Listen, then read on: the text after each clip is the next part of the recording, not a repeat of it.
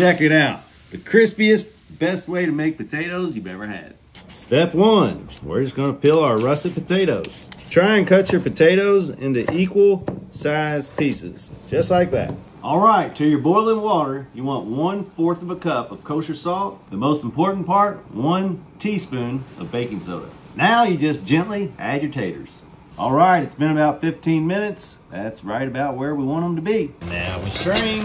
Into our mixing bowl we go. So now it's time for our seasoning. That's right, we're going with the cream top. That's the Dan-O's cheesening. It's like Parmesan cheese mixed with Italian herbs and spices and some Dan-O's. And we're also gonna use some of our red top. That's the Dan-O's spicy. Give them a toss. And that right there is why you use the baking soda. See how it makes all the edges almost like eroded? That's gonna give us crispy edges, crispy crust. We need to hit this with a little bit of olive oil too.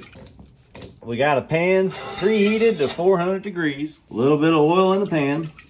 Add our potatoes in. So now we go straight back into our 400 degree oven. All right, it's been 20 minutes. Let's just pull them out. Give them a little toss.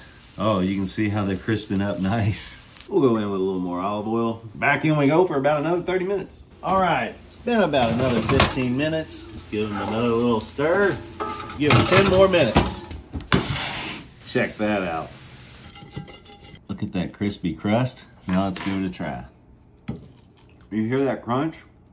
This is indeed the absolute best potato I've ever made. You guys, that's the Yum Yum Get You Some. That's a 10 out of 10, and I'd definitely do it again. It's a winner for dinner.